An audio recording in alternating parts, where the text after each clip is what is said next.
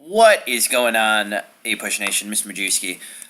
Finishing up with picking up right where we left off yesterday with our World War II slides. We left off on this slide in first period, and we actually got through it in second, so this seems like a great place for us to start. We were talking about the role of women during World War II, and gosh, that's a huge role. In fact, you're going to review that really quickly in a moment.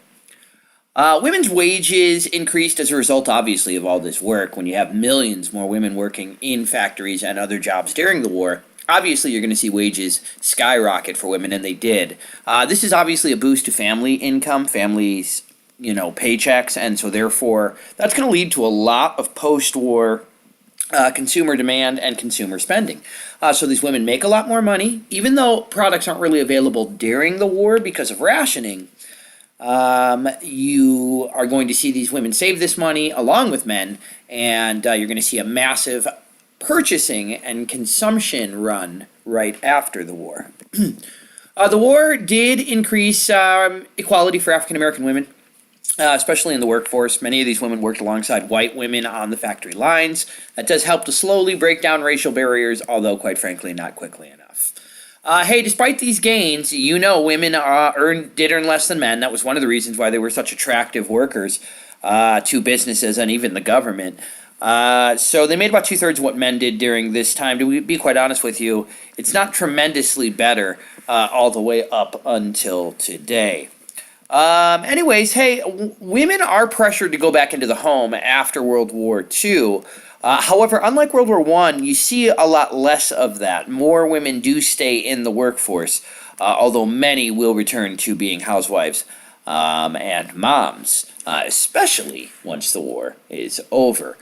All right, so folks, what we're going to do now is we're going to take a very quick break, and I am going to ask the substitute to pause the video here so that you folks can review these questions on your own. So let's give you a few minutes to do so. There's only 3 of them, so I would say maybe 2 to 3 minutes, 3 minutes at most. That should be enough for you to work on this with your partners at your table, and we'll do this a couple more times throughout the video.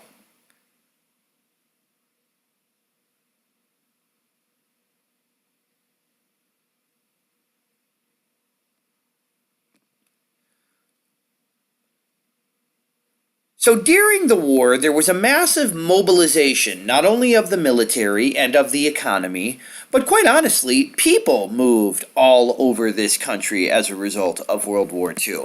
Now, a lot of this had to do with the fact that people are moving to new locations, oftentimes to take new work in jobs that otherwise previously weren't available. And so as a result, we see the emergence of a new region in the United States. It's known as the Sun Belt, and it really starts to become much more populated and much more politically important from this point forward. So up until this point, almost the entire population was clustered in the Northeast, and the rest of the country was, well, sparsely populated compared to it. But you're going to start to see this shift. You're going to start to see people move to California and Texas and Florida and all of those southern states in between. And together we call that region the Sun Belt. I'll show you a map of it in a moment. And so this area, you're going to start to notice from this point forward, it's going to start to take on a greater political importance because of the fact that we're seeing the movement of people as we spread out throughout this country. And again, World War II was a major contributing factor to that. There's our Sun Belt region, the area here in pink. That's the area that gets a lot of growth, a lot of population increase. Meanwhile, the population in these areas is not going to become nearly as dominant as it had previously. We're going to start to see the decline of the area here known as the Rust Belt. And of course, the Northeast, New England, loses a lot of people and therefore a lot of political votes as folks move to new locations out west and down south. Hey, don't forget, a lot of modern marvels like air conditioning and other technology really played a key part in that taking place. All right, well, hey, let's get to other actions by the government during World War II. Hey, we got to control that inflation. Remember, during World War I, it skyrocketed. It went out of control. And, of course, it led to massive unrest and strikes after the war was over. And you have more people working in the workforce, obviously, either as soldiers or as workers now in the economy, more than ever before. But here's the problem. You have fewer consumer goods that available. Because 50% of the factories in the United States are making military products, that's a lot fewer products that are available for American consumers to buy. When that happens, that's normally a recipe for increased demand, obviously, and that oftentimes causes prices to go up. That's inflation, and that's not something the government wants during this time. When there are more dollars chasing fewer goods, that leads to higher costs, or another way of putting that is an increased cost of living. And so the government didn't want to see that happen. They didn't want a repeat of World War I, and so they created another government-run organization called the War Labor Board. And it sought to maintain, not improve, but maintain workers' standards of living so that wages would keep pace with rising costs. So even if costs went up, since wages were slowly increasing as well, then workers probably wouldn't feel the negative effects of that nearly as much. This was also acceptable to businesses because if you only have to, raise your wages ever so slightly, then that's more tolerable than a massive increase to keep up with inflation otherwise. Again, as a result of the War Labor Board's policies, where they keep wages kind of at the same level as inflation throughout the war, we see a massive decrease in the number of strikes. We saw a handful of strikes, that's it. They were usually very small. Compare that with World War I, where there were thousands of them. And here we go, more propaganda posters produced by the good old United States government here, reminding American workers, hey, free labor will win. What we're saying here is democratic labor, right? People who are coming to work not because they're forced to, not being told what job they have to work, but having the free will to work on their own and work for themselves and work what they want to. That's going to win the war, they say. Another reminder to workers, hey, keep doing your job, do as good a job as possible, avoid those strikes. On the right-hand side, you have the Together We Can Do It poster, right? And you'll notice the labor arm with its fist clenched, right next, arm in arm, essentially, with the management. So two, a white-collar worker, the manager, the blue-collar worker, the laborer, and they're teaming up together to keep those weapons firing so that labor is doing its part back at home to win this war. Again, you can see how those posters could be very effective with an American public that's very much behind the war since we have been attacked.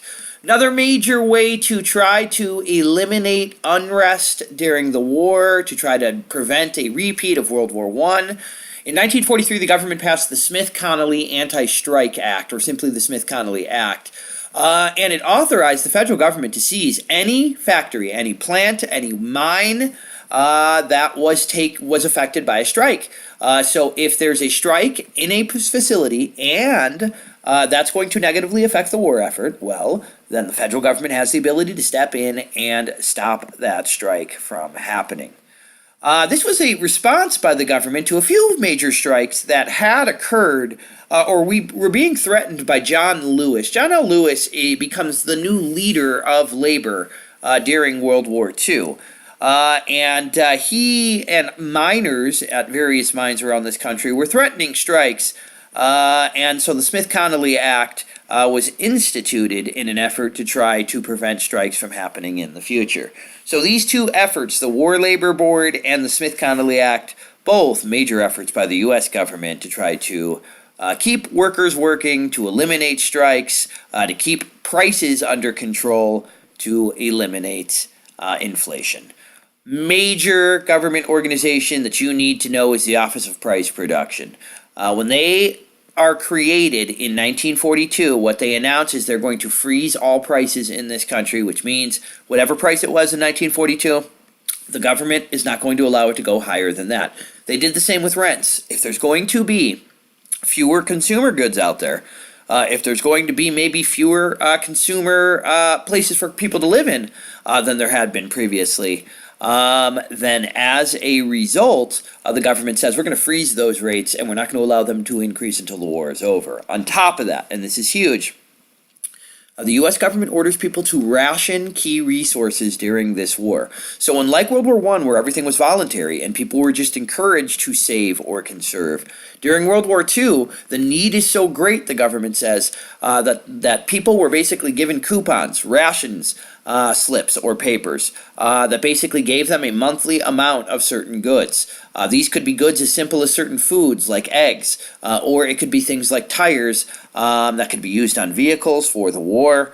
Or other key military products. So you were limited in the amount of oil you could use, for instance, the amount of gas you had available to you. You were rationed in the amount of certain foods that you had available. And once you were out, well, technically you didn't have any more of those particular products to buy the remainder of the month. Here's some other reminders. Do with less so they'll have enough, right? The message here is, hey, try to sacrifice, try to go without key things or things that you would normally have had. Make sure you follow rationing. Don't, smuggle things under the black market. Try to do your part.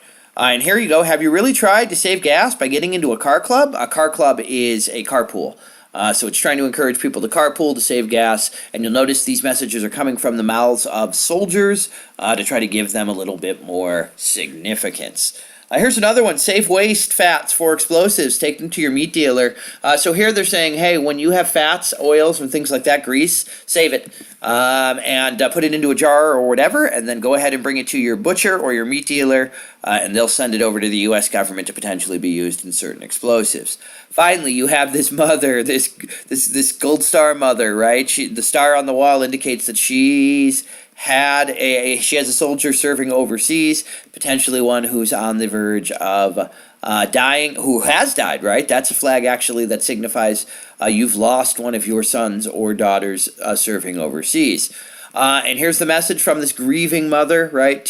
What a powerful emotional tool. Won't you give my boy a chance to get home, she says. Don't travel unless your trip helps win the war. This is a message. Hey, my son's trying to get home. I'm assuming they mean in a coffin. And if you're out on the roads or you're traveling, you're interfering with the efforts of the military. Anti-inflation measures were successful during the war. Unlike World War I, when inflation shot prices up 170%, during World War II, the number increased by only 29%. So therefore, the government does a much better job through these three organizations to win that war financially. Speaking of financially, how do we fund the war? Well, we raised taxes, all right? And the big one was the income tax.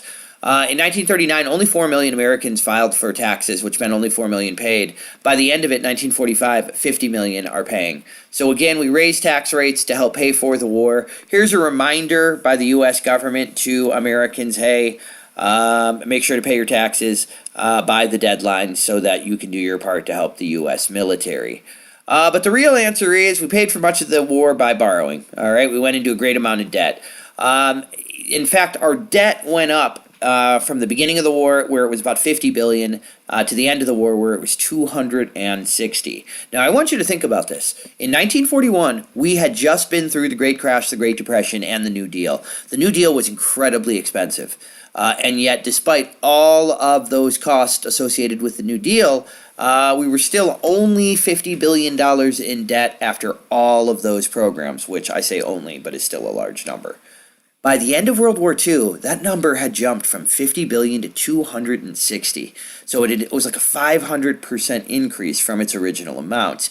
So again, the war caused a great deal of debt and it caused a great deal of borrowing. 60% of the cost of the war was paid for by borrowing and planning on paying it at a point later in the future. In fact, critics of FDR often called, and this was supposed to be like a slam on him. They called his government during the war the warfare welfare state because we were spending so much money to fight the war and borrowing so much money while we were borrowing money, right, to help so many people out during the New Deal. And so that was kind of the negative criticism of FDR, that the cost of his policies were exorbitant. The other major reason other than income tax, or the other major way other than income tax that we paid for the war, was bonds again. Just like World War I. About 85 million Americans bought them. But again, because of the incredible cost associated with this war, a lot of it was still done by borrowing. Here we go, seventh war loan drive. So they've had six, drives before where they're trying to encourage people to buy. This is the seventh. Now altogether, it says this is taking an image from a really famous battle scene, a famous American victory, and they're almost trying to make like the public a part of that scene here. By contributing the war bond, you're allowing these things to happen by buying that war loan. And I love this one too. Don't let the shadow touch them. Buy war bonds, and of course the shadow here. Whoops. Is the Nazi swastika. And of course, who can't we let them touch? Our sweet, innocent American kids who are out there just trying to play. We can't let them fall under the influence of the Nazis, the U.S. government says.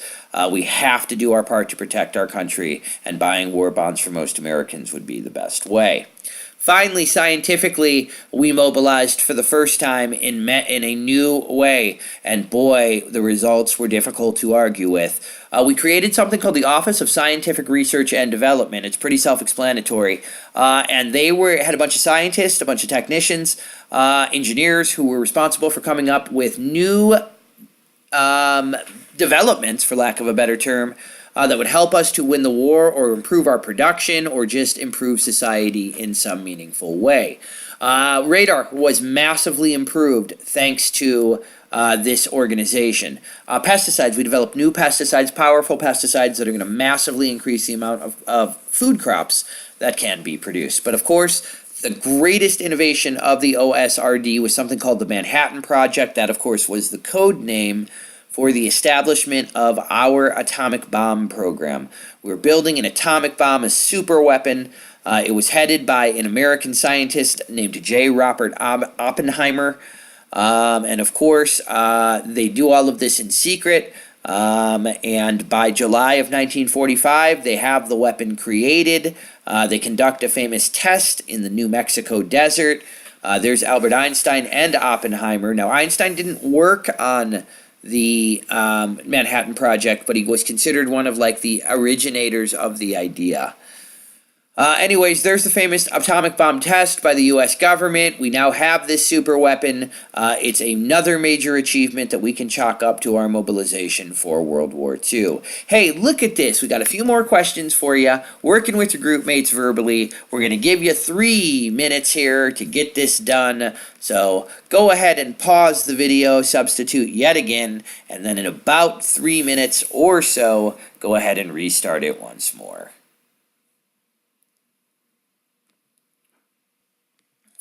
We're moving on to discrimination during the war. Well, that means we got to talk about African American civil rights. My goodness, that's a topic that has not received enough attention by the U.S. government over the previous, close to 100 years. Well, 75 years. So, African American civil rights issues, and we need them because, again, just like in World War I, we continue to see that massive migration of African Americans out of the South. We see them not only move to the Northeast, but they move into Midwestern cities, and we now, for the first time, we see massive movement out to Southern California, particularly Los Angeles as well. Of course, not surprisingly, just like World War I, this Great Northern Migration, as it was called, part of the Great Migration of African Americans out of the South, beginning in World War I and ending in World War II, it led to incredible racial violence in many American cities where newly arrived blacks clashed with whites over jobs and housing. Of course, Detroit in 1943 was one of the worst examples of violence and bloodshed. Out of all of this chaos, we get a new civil rights leader that's really going to unify the movement. His name is A. Philip Randolph. He's considered by many to be the father of the civil rights movement, or at least the modern civil rights movement. He was the leader of the largest African American labor union. If I'm not mistaken, it was like the baggage handler union, which had more African Americans than any other union in the country at this time. During the war, he recognized how important African Americans now suddenly were to the U.S. government in terms of jobs, in terms of wartime participation, and simply in terms of things like rationing. And so he knew this was the time to really make demands of the U.S. government and FDR if they hope to achieve any progress. And boy, remember, African Americans haven't really experienced much progress at all since the Jim Crow laws went into effect at the end of Reconstruction. So what Randolph demands is three things. One, he says we need equal access to defense jobs. So any job in a factory or elsewhere that is working to help the war, he says African Americans ought to have the same equal access to them as anybody else. The problem was a lot of these jobs were located in southern states. Many of these southern states did not want to give jobs to blacks. Though these companies had contracts with the U.S. government, they would only hire white workers. Secondly, he argues the U.S. military must be desegregated. Whites and blacks must serve together if equality is ever going to be achieved in this country, he says.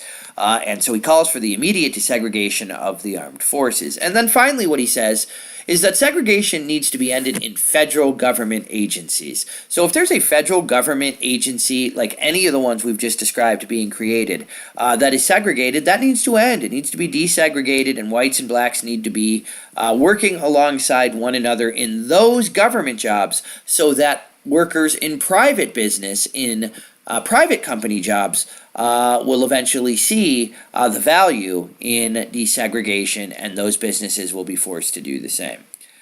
Anyways, in order to achieve these three goals, Randolph threatens a march on Washington. What he basically says is if African Americans don't get their way, we're going to march on Washington in massive numbers. It's going to be an embarrassment to you, FDR. And it's going to, require you to have police and military there to keep the peace. We're not going to leave until you give in to our demands, so you might as well just give in to them before the march happens. FDR was legitimately concerned about this march. Randolph was popular, Randolph had a lot of support, and African Americans are incredibly frustrated. They want to help the war effort, they're fighting in the war in the military. They're doing everything they can, and yet they're still being desegregated. They're still being denied access to certain jobs, and enough is enough. FDR concerned with these sorts of messages, straighten up and come right to the March on Washington, right? And you'll see there's an African-American member, and what is he doing? He's trying to get all these weights off of his back that he's carrying. And what are the weights? They're discrimination in jobs, discrimination in housing, abolition of Jim Crow and the armed forces, of segregation laws. So these are weights that are keeping black people down, keeping African-Americans down, this cartoonist says. We need to get rid of them, and we need to really try to achieve equality as quickly as possible. FDR, realizing that this threat was legitimate and that it needed to be addressed by Randolph, decided, you know what, we're going to create a new government organization. Shocker. It's called the Fair Employment Practices Commission.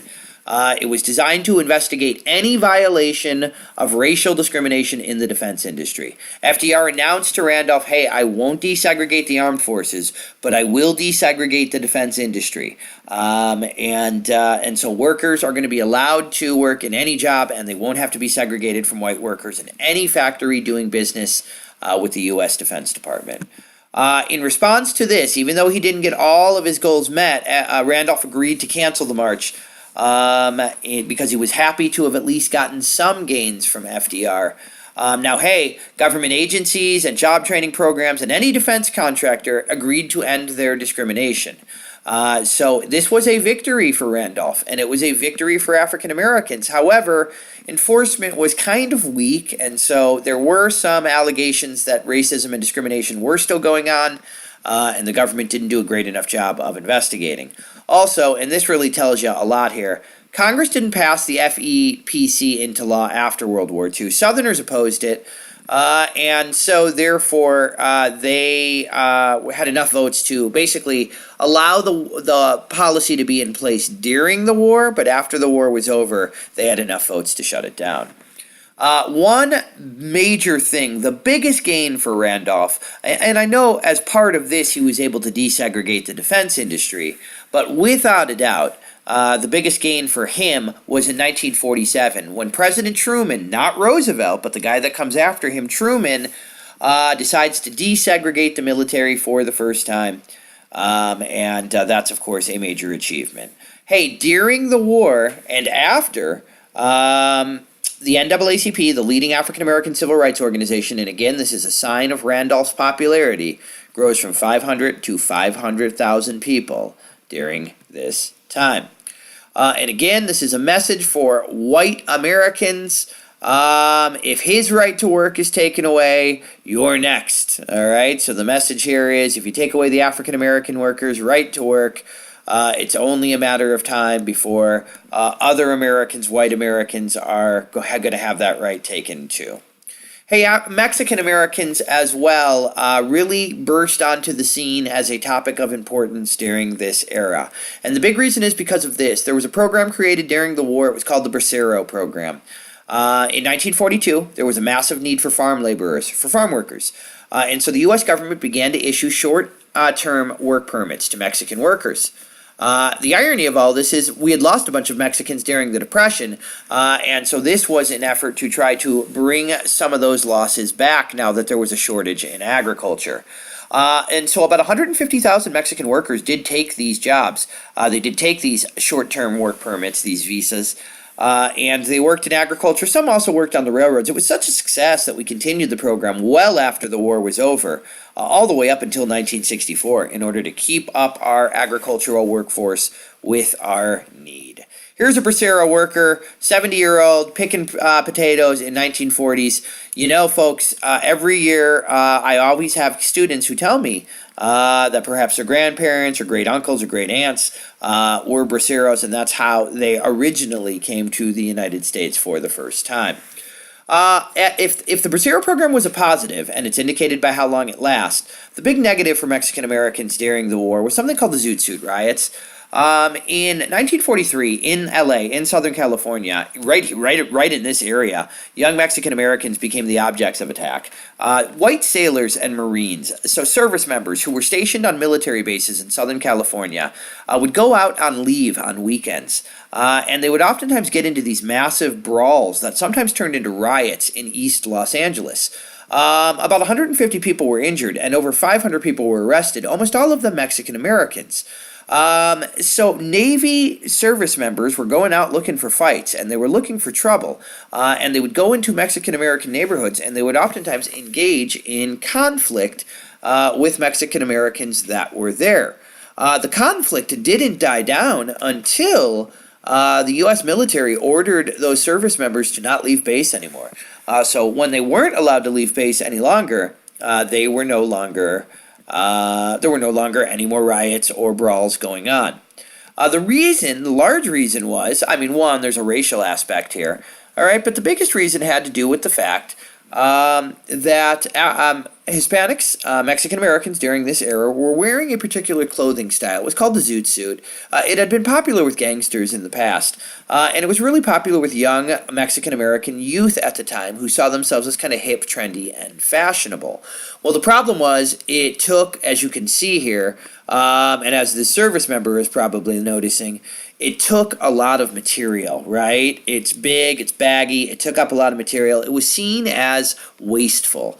And so not only is it seen as wasteful during the war, but at the same time, right, it's being worn by young Mexican Americans who sometimes had racial conflict with whites and other groups who were serving in the military.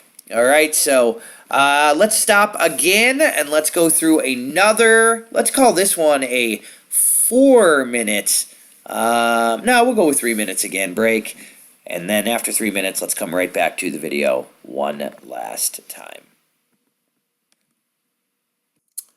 Okay, folks, the last topic we are going to hit on as part of this video is Japanese internment. What an atrocity, what a tragedy, what an incredible overreaction and panic by the U.S. government. It all starts with Executive Order 9066. This was issued by FDR, by President Roosevelt. So if you think highly of him for some of this handling of the New Deal and other things like that, you got to kind of take the good with the bad here with this as well. FDR authorized the War Department to declare the entire West Coast a theater of war. By doing that, what he was able to then do was allow the government to begin to relocate people from particular West Coast states. Not all people, but certain groups of people, specifically Japanese residents living in California. Japan was targeted by the U.S. government, of course, because they were one of our enemies. I should say Japanese Americans were targeted because Japan was one of our enemies during the war. They were the only ethnic group that was singled out, and they were forced to leave their homes, and because many saw them as a threat, especially after Pearl Harbor.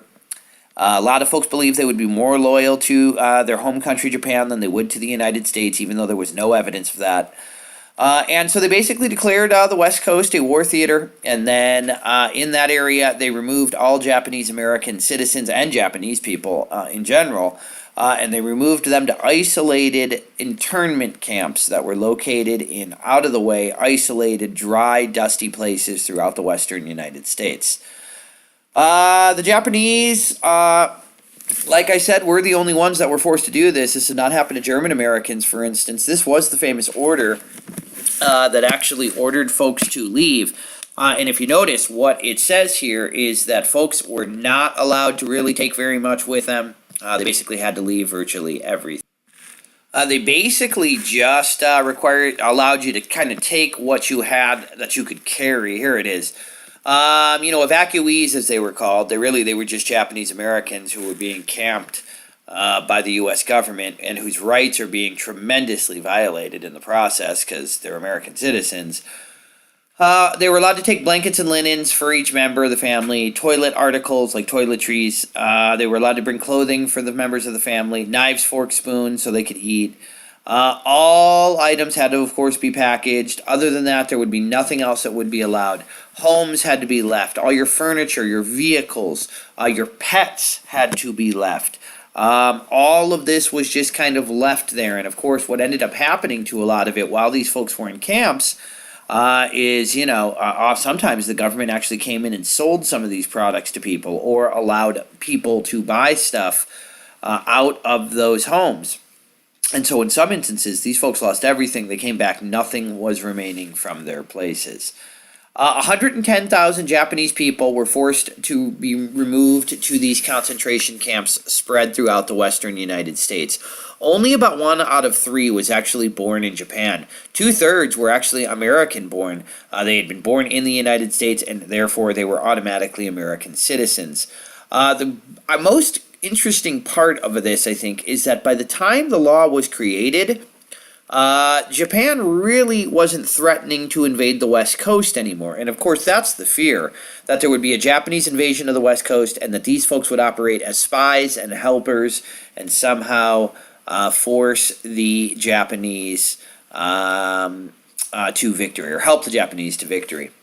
So they were placed at 10 locations, 10 camps spread throughout 7 states. We're going to watch a short video about this from the Century video on Thursday.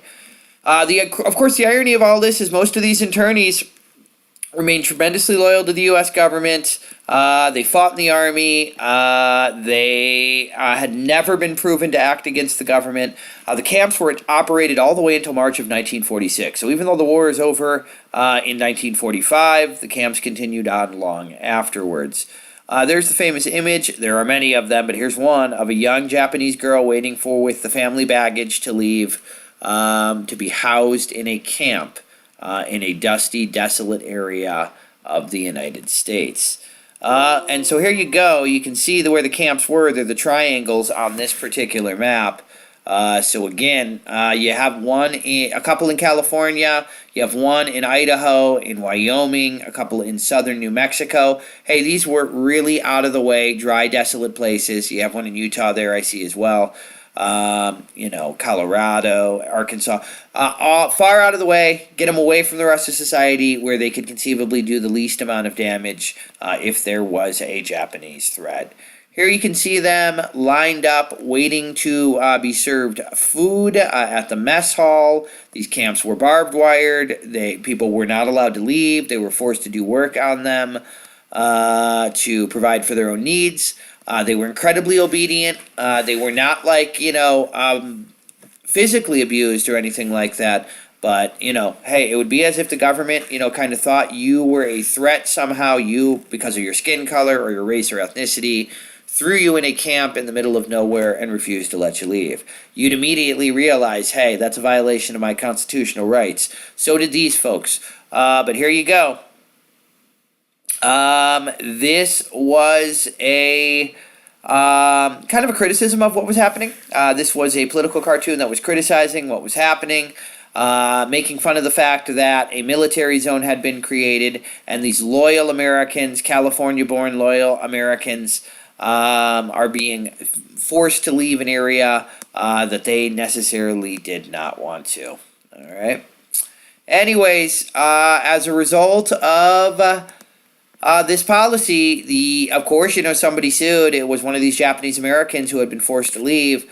And interestingly enough, the court at this time sided with the U.S. government. They basically said, hey, during a time of war like this, you really can't second guess the U.S. government's decision.